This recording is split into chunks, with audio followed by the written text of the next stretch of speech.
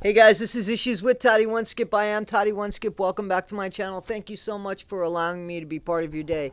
Guys, I really appreciate it. The channel just keeps growing and growing and growing, and I just really thank you. I do want to bring something up real quick because I got an email from somebody, and by the way, I should be up to date on my emails. Everybody should have gotten a response by now from me. I have spent time on the emails. Please, there's a lot of them, so it takes me a while to keep up with them. I'm just one person. I'm not complaining. I'm just asking you guys to be patient, and for the most part, you guys have been super patient with me, so thank you. I think when you see that I'm trying, you guys work with me, and I appreciate that. On that note, I want to tell you, and this isn't to blast anybody or anything, this is just to make myself clear. So somebody wrote to me who was a subscriber, and they said, Toddy, I'm unsubscribing to you because you keep making fun of GYPSY Rose's nose. Every title has her nose in it, and I feel like it's bullying. And as somebody who is bullied, I don't appreciate that, so I'm unsubscribing. And I wrote back to them and I said, thank you for letting me know how you feel. That's not in the vein that I was speaking, and I've never made fun of GYPSY's nose. As a matter of fact, I've always said that GYPSY's ugliness is from the inside out, that it doesn't matter what she looks like, and I really don't recall making fun of her nose. The only reason why I started using the nose in my videos wasn't to make fun. It was after the surgery. So I used the word nose because it was a pun and a play on words, which is a pun, but not as a bully. If I was going to be a bully, I would think I would have been making fun of her nose before the surgery, not using the word nose after the surgery. And in that vein, I want to say that now, GYPSY's always been fake, a liar to me. Once I saw that she lies all the time, so now nose has nothing to do with the shape of it. It's as fake as it. You understand? It's as fake as the nose on her face, which will probably be the name of this title. Thank you very much. Pretty clever I am. But never to make fun of her. I have never, as far as I know, made fun of GYPSY's looks. Whether she looks good or doesn't look good, I don't care. I don't care. She could be the most beautiful person in the world. Her ugliness is from the inside. It's from the inside. So if I have offended anybody by feeling like I'm bullying by using the word nose, I'm not doing that. I'm not. I'm just having fun with the title. Okay? So let's leave that there, and let's talk a little bit about some emails that I got. Guys, I don't know how much of you are aware of not just the gossip and the fun stuff that we talk about with what's going on with GYPSY now and how she's traveling around the world and busting in on people's live streams. Seriously, I don't even understand why she would be concerned with what Fancy had to say if she wasn't concerned with what Fancy had to say. So, you guys, I know a lot of you really like Fancy, and some of you are like, yeah, she's a little unhinged. Okay, if you could see past the unhinged, you could clearly see that she's on to things. And things that I have actually gotten before I knew who Fancy Maselli was, and I only know her online. I don't know her at all. I don't think I've ever spoken direct to her. I've never spoken directly to her except on live streams. Okay? So it's not about that. It's about there's quite a few people that have already gotten the theory that GYPSY unalived her mom out of pure selfishness. And I got there, and again, I looked online to see if there were any more like-minded people, and Fancy was the one with the biggest mouth, and I don't mean that in a bad way. I mean that she had the most information, and she was talking about it. And I jumped on that train because honestly, I had the same theory. Now, there are things that Fancy and I disagree on, but we've always treated each other respectfully about that. That being said, Gypsy she's been on the people, she's been with Nina, right? She did something with Ryan, right? And she's messing with Fancy, right?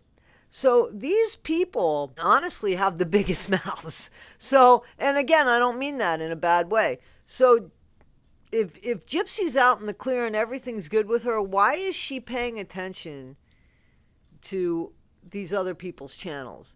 And again, if she wants to stay out of all of the hype and shit that's going on, then stay out of it. You could have looked at what Fancy was saying and kept stum. You didn't. You got involved, and not even under some anonymous name. You got involved under your name. And then when they said to you, hey, come in the box, listen, I understand Fancy was a little aggressive. When I say something, you guys think that I'm defending her. It's not. I wish, honestly, and I know that Fancy's frustrated because we hear it. I know that she's triggered by all the work that she did, and now, she's got people that are treating her not nice about all the work that she did. And nobody likes feeling used. And that's where Fancy's coming from. The person that Fancy was talking to, I think it was Starlight. I don't know. I was getting ready for work. They said, listen, come in the box. I'll talk to you. I want to ask you one question. One question. Gypsy could have done that. Instead, she went in there, threw a grenade, and walked away, and she called Fancy obsessed. Gypsy, you were on Fancy's live. Fancy wasn't on your live. So obsession may be two ways. There's a reason why Fancy is doing what she's doing. And she wants to prove her theory because she's 100% behind her theory. And I get that. Listen, I'm not saying anybody's right or wrong here. I'm saying if somebody doesn't want attention, then why go on somebody's live stream and throw a grenade in there and walk away? It just doesn't make any sense to me. So let me say that. Number two, there has been talk that Fancy and I might do something together. I don't know what and where and when that will be. And I don't know what that will look like. So a lot of you have asked about that. And a lot of you have different feelings about it. And here's the thing. I'm going to do what I feel I need to do, and I'm going to hold me. You know what I'm saying? So, the bottom line is getting information to share to you guys, which is something that I very much want to do. And Fancy is filled with information as well as emotion. I don't have the emotion because I haven't spent years in it. So what I'm saying, guys, is, we have to remember that Fancy has a lot of emotion in that, where a lot of us don't. Because personally, she's got her own story to tell. And I think that that's going to be a great story to tell. That whole bit and how that unwound while she's looking and searching for truth. That's going to be fascinating. So, all right. I wasn't sure I was going to get all that out there. Guys, I got, again, emails. I don't know how many of you know, but I want you guys to know a few of the facts of the case when it comes to Dee Dee, okay? So it seems like during the autopsy, there are multiple wounds on Dee Dee, and predominantly on her neck and backs and arms. The forensic examiner, the examination also revealed that Dee Dee had been subject to these inflict injuries several days before her actual demise. Traces of blood and other evidence indicated a sustained and agonizing struggle that she endured before her life was tragically taken. there wasn't just 4 wounds. Now, I've always said that I thought that, Nick unalived an unalived person. Maybe that's not the case.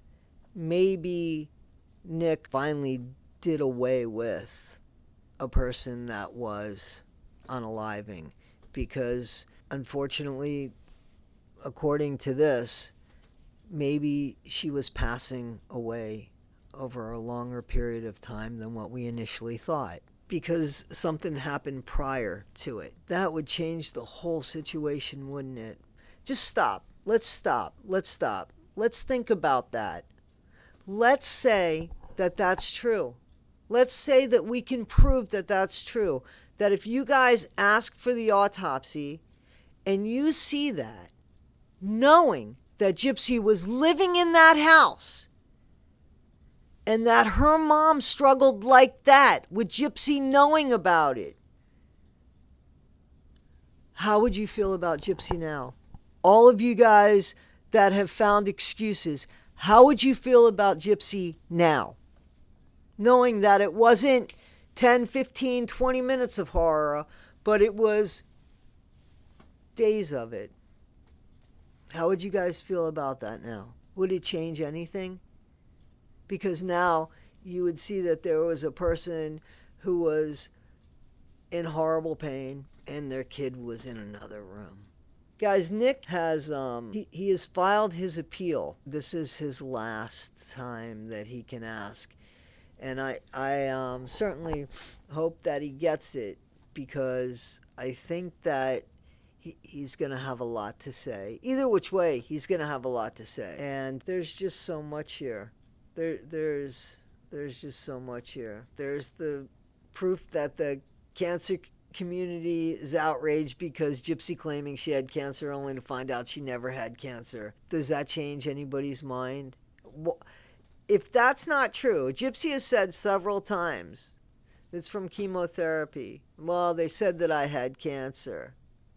Now, if it's proven, and it is, there's never been anybody that can say that she's had any kind of chemotherapy and show proof that it's been done. No medical records about that, okay? Nothing written about that.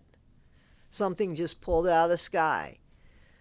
She has looked us in our eyes when she's looking at the cameras, like I'm looking at the camera, right?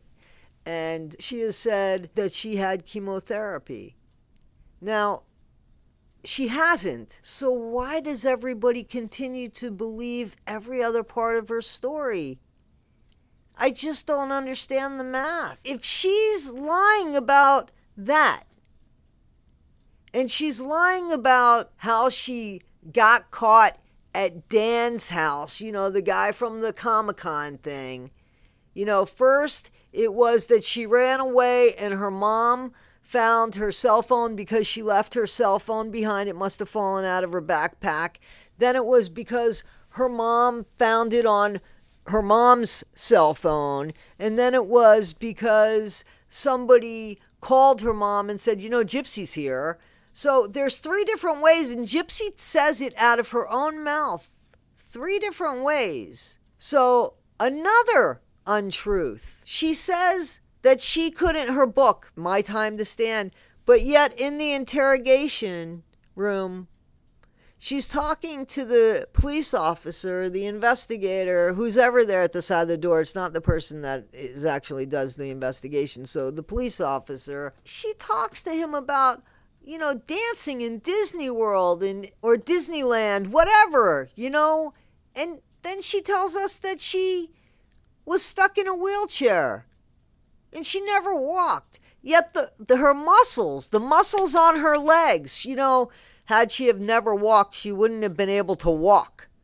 If you don't use the muscles, they won't be there when you need them. And that's why every test showed that she never had muscular dystrophy, because her muscles were always strong. The only time Gypsy ever used the wheelchair was when she was out of the house, and she felt like everybody was looking. Because listen, Dee Dee had the grift. Dee Dee was definitely medical fraud, which I definitely think the doctor was in on. And I think that there were things that were written inside of the medical chart that wasn't done.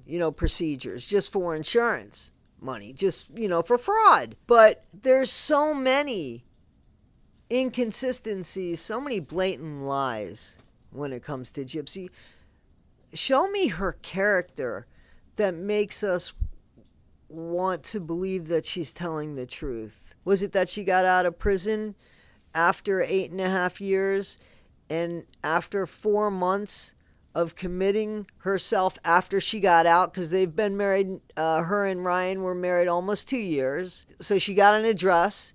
She got somebody working for her on the outside. She got herself out of parole to this guy who was a special needs teacher. He looked good on paper. So do you think that all of this shows good character? Because now she's with her ex. She's not even divorced yet. And she's being totally disrespectful to a man that only loved her. Listen, I don't know. I don't think that the guy abused her. I think we're going to find out. I'm not saying that Ryan was perfect, but who deserves that? Imagine you go and you break up with somebody who you're in love with, or you think you're in love with, because either which way, it's the same thing at the moment. If you think you're in love at the moment, you're in love at the moment. You can't convince somebody that they're not. They could look back on it a month later and say, yeah, I really wasn't in love. Don't even speak to that person anymore. But at the moment, he feels he's in love. And now everywhere he looks, there's her ex. Imagine feeling that. Imagine living through that. Imagine seeing that. Where is the good character of this woman who said when she got out, she was going to show her life? You've shown us your life. There's no remorse. There's no regret. There's no doing better. Where's the better? Unless somebody here thinks that the better is her stepping on people to get to what she wants. Because to me, that's not the better. Guys, there's so much more about what's going on with Nick. I wanted to, this video, I had an idea for it, and then when I was talking, it kind of took up a life of its own. I hope that I explained some things that were on my mind and where I was coming from. I want you to understand that GYPSY also told Nick that she lost a child because of Dee Dee. Because of Dee Dee, she lost a child. You know that, right? She never had a child. She had found out that Nick had always wanted a little girl. So after their encounter in the bathroom, where they both said that they did it, GYPSY says to him, about a month later, pregnant, little girl. And then says, lost it because my mom had me with the feeding tube. And this was after several times that she had asked Nick to unalive her mom.